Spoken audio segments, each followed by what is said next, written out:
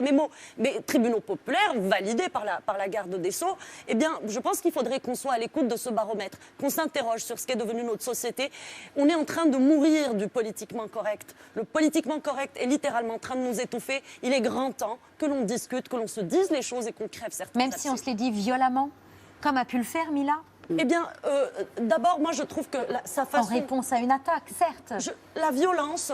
la violence, si elle doit sortir, je préfère qu'elle sorte avec véhémence par les mots et le dialogue et le débat, plutôt qu'avec les gestes et les menaces. Il n'y a pas une règle qui dirait, alors le blasphème gentil, c'est autorisé, et puis le blasphème pas gentil, c'est interdit. Ouais. La critique, c'est la critique. Et elle est totalement libre. Comment va Mila aujourd'hui? Non mais moi, je comprends que vous me posiez cette question. En fait, je ne veux pas y répondre parce que ce n'est pas mon rôle. Moi, je défends sa cause, je défends ses droits.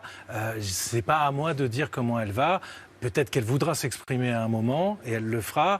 Moi, je fais pas de la psychologie, mais vous pouvez imaginer ce qu'elle vit aujourd'hui. C'est quand même le ciel qui lui tombe sur la tête. Mais vous disiez tout à l'heure qu'elle était déscolarisée, qu'elle n'arrivait pas à retrouver un lycée. Quel est l'avenir pour elle dans les jours ou les semaines qui viennent?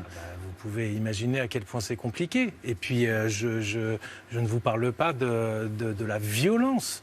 Et Zineb en sait quelque chose. Des menaces qu'elle reçoit en permanence.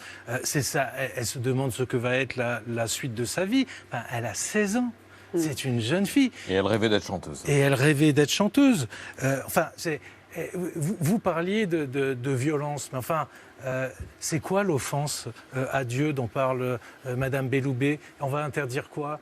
Nietzsche, Lautréamont, Sade, Voltaire? Ils ne s'exprimaient pas en termes sympathiques et gentils? Bien sûr que non. C'est un combat de se débarrasser de Dieu dans la société, dans la République. C'est pas facile. On est toujours soumis à ce prosélytisme-là. C'est pas cet argument de mais faut pas atteindre les sensibilités. Mais si on n'atteint pas les sensibilités, si on fait attention aux sensibilités de tout le monde, alors de fil en aiguille, on perd notre liberté de critique et notre liberté de pouvoir penser la République en dehors de Dieu. C'est-à-dire de penser les sciences, la culture, tous les domaines de l'action humaine sans Dieu. C'est un combat. On ne le fait pas forcément avec des mots gentils. Et donc cette jeune fille, effectivement, elle l'a fait de manière bien plus courageuse que beaucoup d'adultes. Et aujourd'hui, cette affaire aura au moins un mérite, les masques tombent. Exact. Vous parliez tout à l'heure, Richard Malka, des milliers d'insultes et de menaces reçues par Mila ces derniers jours. Une pétition a été lancée par un comité de soutien à Mila sur change.org, le site change.org. Et une pétition qui réclame une protection policière pour Mila, près de 14 000 signatures il y a quelques minutes. C'est une demande que vous avez faite, vous aussi, que vous formulez? Mais non, moi je ne la formule pas. D'abord, c'est pas à moi de la formuler. Mais vous savez, nous, on sait ce que c'est que de vivre sous protection policière. Je n'imagine pas une adolescente de 16 ans vivre notre vie. Et puis, est-ce qu'on va mettre sous protection tous les esprits libres? Est-ce qu'il n'est pas temps qu'on réalise qu'aujourd'hui, on a un délit de blasphème de fait sur une seule religion? Mila aurait dit ce qu'elle a dit sur le judaïsme, sur le zoroastrisme, sur le christianisme, sur le communisme, sur le véganisme. Ça se serait très bien passé.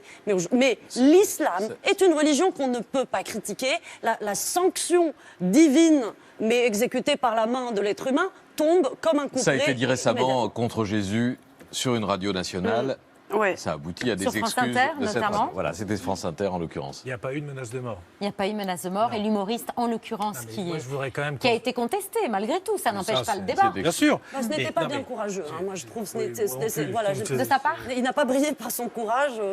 C'est-à-dire que c'est un peu facile. Oui, c'est enfoncer une porte ouverte. On risque pas grand-chose. Voilà. En s'en prenant à Jésus, j'aimerais quand même que la société se rende compte d'une chose. J'étais hier à un débat chez votre confrère Yves Calvi avec Mohamed Sifawi sous protection. Aujourd'hui, je rencontre mon ami Zineb sous protection. Je le suis aussi. C'est quand même complètement fou. On n'a rien fait. Qu'est-ce qu'on a fait de mal? On n'a pas violé la loi. Et ceux qui profèrent des menaces, eux, se promènent libres. C'est ça qui est insupportable. C'est cette impunité généralisée, cette banalisation de ce discours et sa quasi-validation d'ailleurs par